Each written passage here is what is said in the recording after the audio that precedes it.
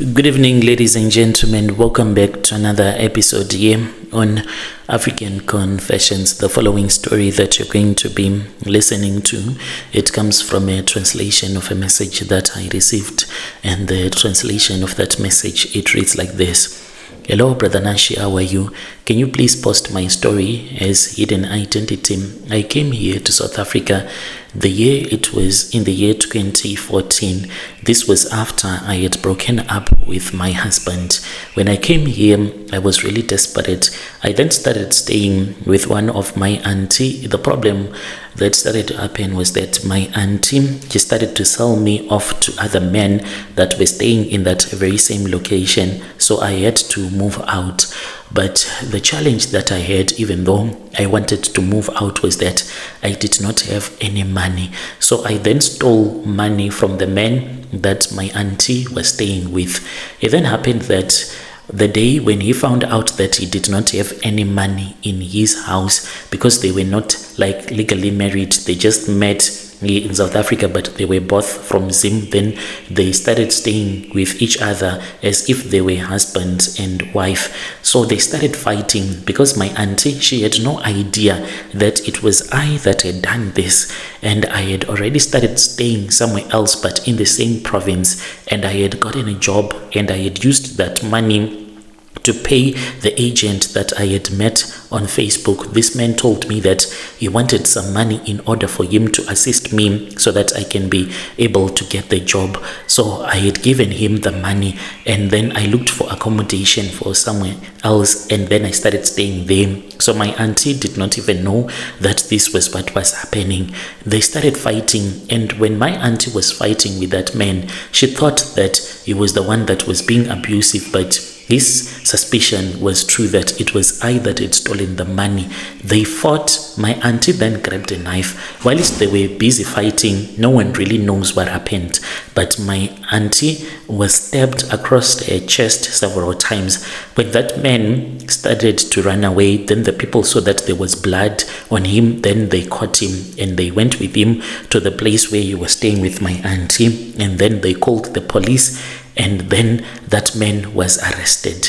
Soon after that man was arrested, I then started to see the spirit of my auntie. Even the time when I returned back to that location, in the taxi where I was with other girls that I knew that were accompanying me to that place, because I was also in shock that this had happened to my auntie. The person that was driving the taxi, whenever you would look at the back to see the passengers, his face will change and it will become my auntie's face, and she was covered in blood, and I would just stare at him because I was so scared to even let people know that this was what I was looking at. By then, the money that I had stolen, I still had it.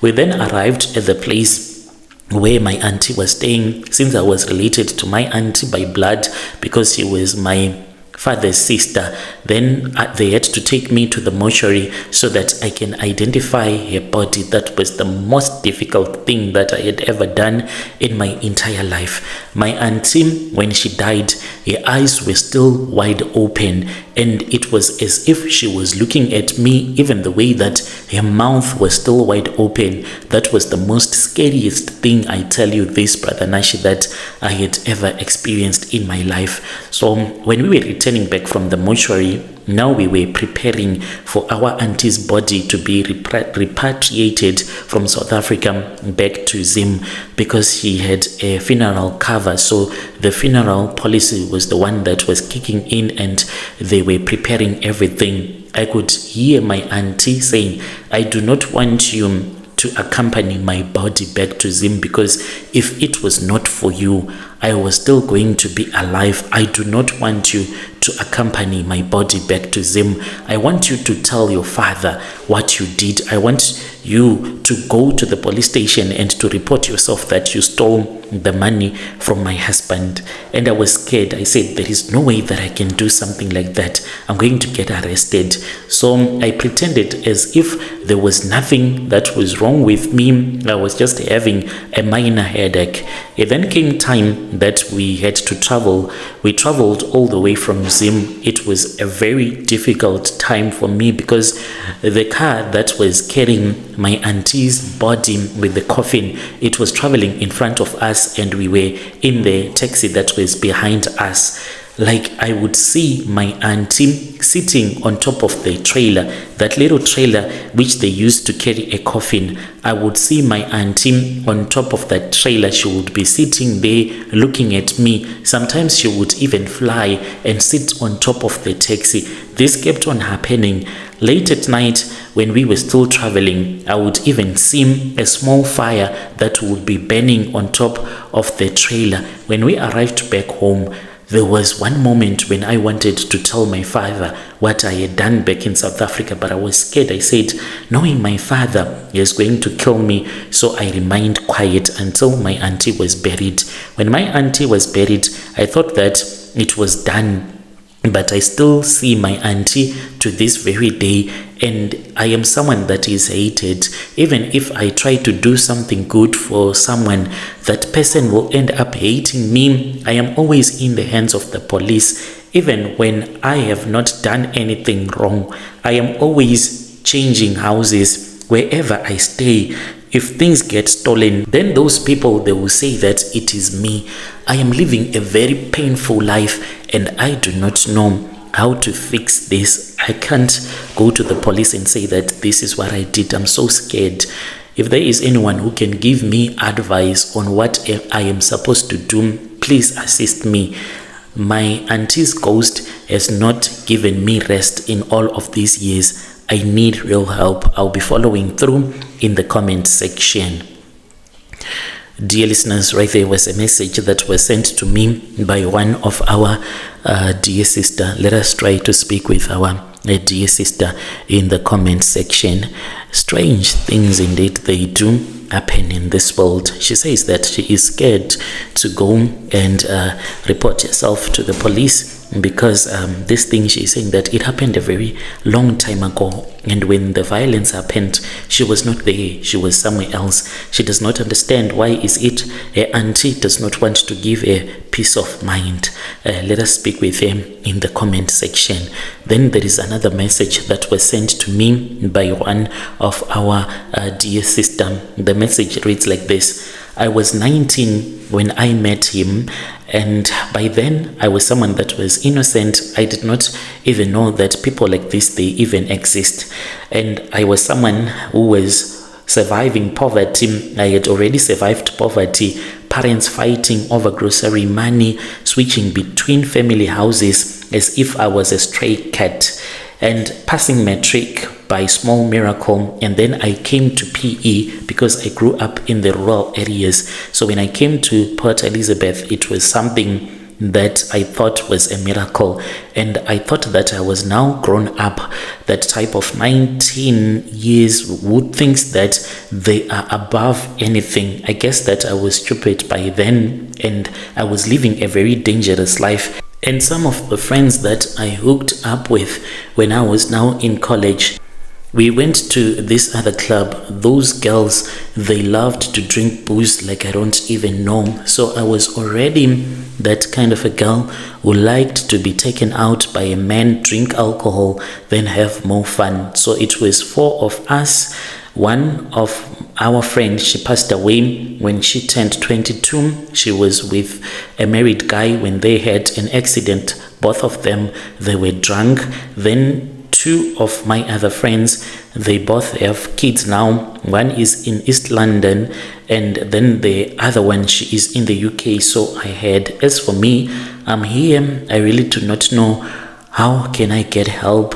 So I really want a person that can assist me to unlock my womb, because wherever I go to, I am being told that my womb has been locked by the man that I once slept with, and the only man that I can think of is the guy that I met at that club. So when I got to that club, we saw this other guy, and this man, he was a Zimbabwean guy. That is why we liked him. He was sitting at the VIP section, and he was alone, and he had no girls, nothing. He was just calm. It was as if he did not even belong there. It was as if he was a pastor that was lost. You know, a pastor in a club, you can single out such a guy that this one, he comes from a church, and this man is not being used in the club. The way that he was so calm, just looking around as if he was not satisfied with what he was seeing in that club. That was when one of my friend said, this one, he looks like he's someone that we have come to fish. So we kept on looking at him, and we kept on giggling whenever he would look at us. Within a very short period of time, that was when he sent one waiter to call us. My friends went crazy, and they were like, this is our type, sugar daddy alert. And then that was when we went where he was. I really do not know why he chose me. Till today, I don't even know why this man chose me instead of the other girls that I was with.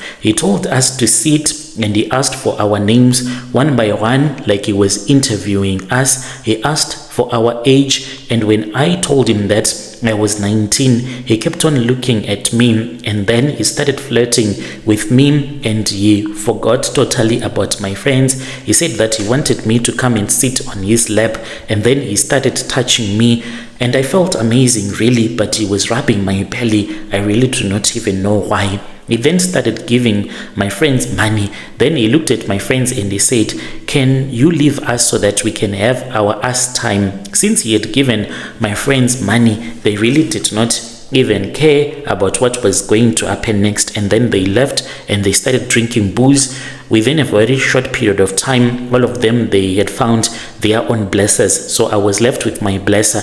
I can say that it was pretty amazing to be with this guy, because he told me of all the businesses that he owned and a lot of business that he was having. By then, the most expensive phone that was on the market, it was a BlackBerry. No iPhones, forget an iPhone. A BlackBerry was the thing at that time. A BlackBerry phone, that was all that any girl would dream of. It was the phone. BBM was the world. All that I wanted was to have a BlackBerry. So when I saw that he was using a BlackBerry, I took it and I said, can I have it? And he said, no, unless if you sleep with me. And I said, of course. What do you think we are going to do after drinking all of this alcohol? He then said, okay, it's fine. Let us drink, but do not get too drunk. And I said, okay, it's fine. If you do not want me to get too drunk, how about we just leave this boring place and we go to your apartment? Because he had told me that he was staying by the suburbs. So I wanted to see where he was staying exactly. That was when we left the club, and then we went to his place. When we got to the place, he then said, you and I, we must talk about your future and my future. And I said, okay, what are you talking about? He said, how about I buy you a BlackBerry, but you give me something in return, like now. And I said, okay, it's fine, but all the shops, they are closed. Where are you going to get a BlackBerry, like now? He then told me that this other good friend of his was a Nigerian guy who can deliver the phone. And I said, is it a stolen phone? Because I do not want to get arrested. And he said, no, it is a brand new phone. He imports phones from the United Kingdom and Europe, and these are new phones. If you agree that we have this deal right now, you can be using the BlackBerry even by tomorrow. And I said, okay, it's fine. And I said, what do you want from me? When he said, I want your womb, I thought about it. Maybe I was tipsy, but I thought that it was a joke. I actually laughed at this guy, and I said, this man, I just met him today. He wants to buy me a BlackBerry, and he's saying that I must give him my womb.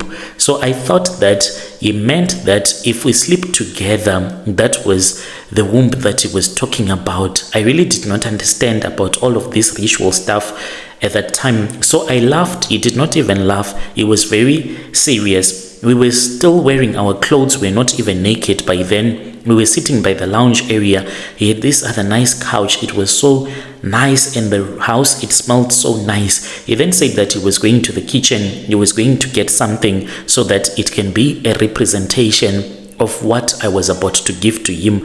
And I said, okay, it's fine, whatever, dude, but make sure that you call your friend because I want my phone.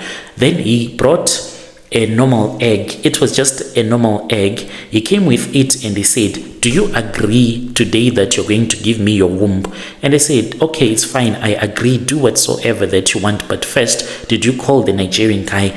And then he said, no, I have not yet called him. And I said, so I don't want you to put that egg on my belly before you call him. He then took his phone and he called the guy. They spoke for about 30 minutes. They kept on talking and talking until the other guy on the other side of the line, the Nigerian guy, said, okay, it's fine, I'm bringing the phone, but it is really late. I don't like to travel this late. And then within a couple of minutes, he told me that he was going to the gate to collect the parcel. He went outside for about 10 minutes. I heard them talking, laughing, and then he came back with a nice plastic bag, you know, those shopping bags.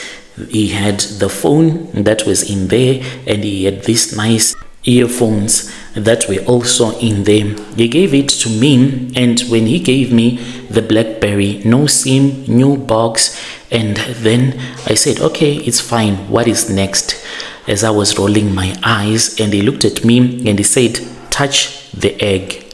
And I touched the egg, and then he said, I want you to lie on the couch whilst you are facing upwards. Do not look at me. So I then closed my eyes, and he said, no, do not close your eyes. I want you to look straight at the ceiling as if you are a dead person.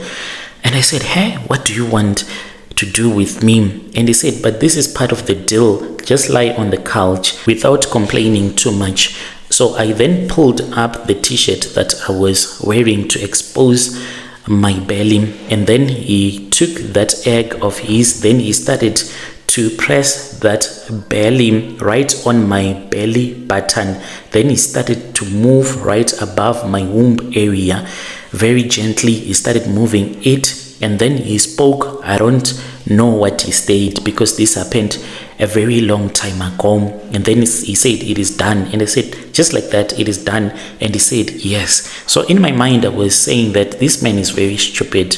Do you mean that the egg that is put on my belly can be compared to the price of a BlackBerry? Back in those days, to buy a new BlackBerry, it was very expensive. So you can take it even for an iPhone 17. The way that it is expensive today, that is how much this BlackBerry was expensive back in those days. So that is why I had to do it. I thought that I was the one that was winning in this game. Soon after that, I never looked for the guy because I thought that I had won a BlackBerry, so I did not want the guy to keep on sleeping with me, because I said that if he keeps on sleeping with me, then it was going to be 1-1. By then I thought that it was 1-0. I was the one that had won a BlackBerry.